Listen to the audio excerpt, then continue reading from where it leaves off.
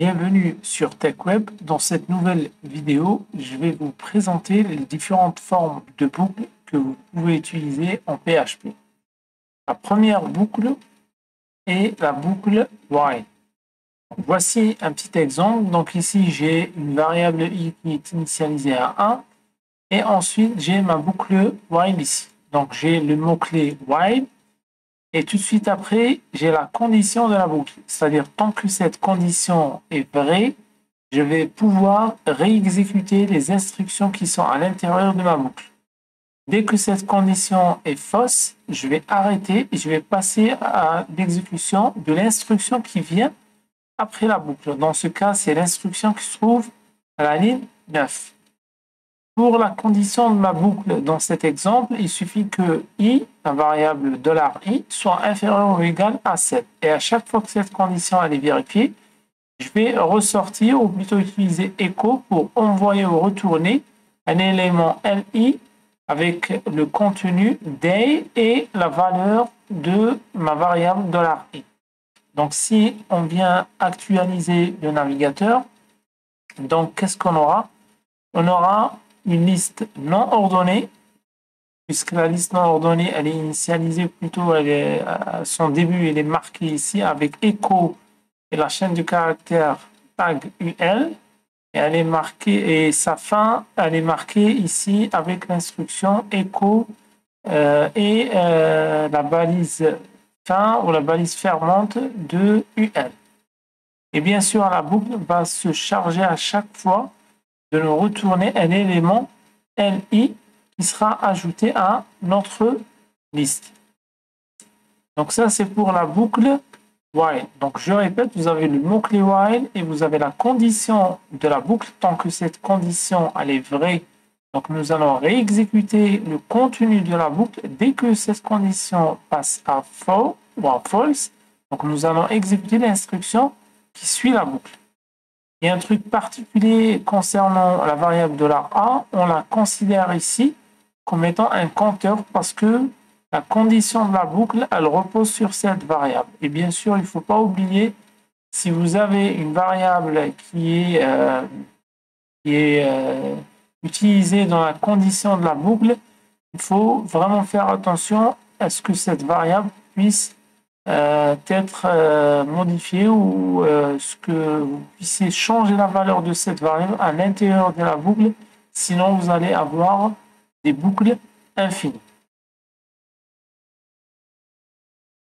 Maintenant, si on veut réécrire cette boucle-là, mais en utilisant une autre forme, utilisons par exemple la boucle do while. Je vais copier tout ça. Je vais le coller ici. Donc, je vais mettre au niveau de l'argument que c'est la boucle while. La même chose ici pour le titre. Donc, ce sera do 3 petits points while. Et donc, maintenant, la syntaxe va complètement changer. Donc, je vais avoir ici do et le while, il sera à la fin. Donc, normalement, nous allons obtenir la même chose. Vous voyez? Donc, nous avons obtenu le même résultat, sauf qu'il y a une différence entre while et la boucle do while. La boucle do while va s'exécuter au moins une seule fois, c'est-à-dire les instructions qui sont à l'intérieur de la boucle, on va les exécuter au moins une fois, puisque la condition de la boucle, elle est à la fin de la boucle, non pas au début, contrairement à while. While, la condition de la boucle, elle se trouve avant la boucle.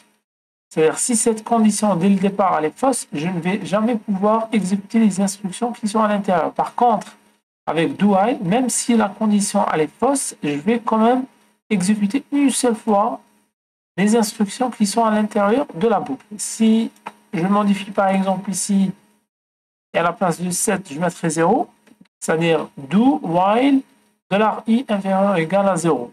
Et moi, j'initialise $i à 1. Donc, cette condition ne sera jamais vérifiée. Et malgré ça, il y aura l'exécution de ces instructions qui sont à l'intérieur de la boucle. Si on vérifie, on constate que on a dans notre liste day 1. Ça veut dire que on est rentré ici à la ligne 15 et on a exécuté cette instruction echo et on a incrémenté aussi le i. Donc ça, c'est la grande différence entre la boucle while et la boucle do while. Maintenant, il est possible de réécrire la même boucle en utilisant une autre forme qui est la forme for. Donc, pour cela, je vais copier-coller ce code-là, cette partie du script, et je vais la modifier pour que ça corresponde à la boucle for. Donc ici, le titre, je vais le modifier.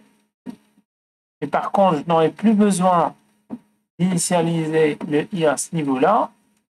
Donc il y aura le mot-clé for, et là j'ouvre une parenthèse. Je dois initialiser le compteur de la boucle à 1. Ensuite, la condition d'arrêt est toujours la même. $i doit être inférieur ou égal, ou plutôt la condition de la boucle, c'est-à-dire tant que cette condition elle est vraie, je vais continuer à boucler. Et donc, c'est la même condition, $i inférieur ou égal à 7.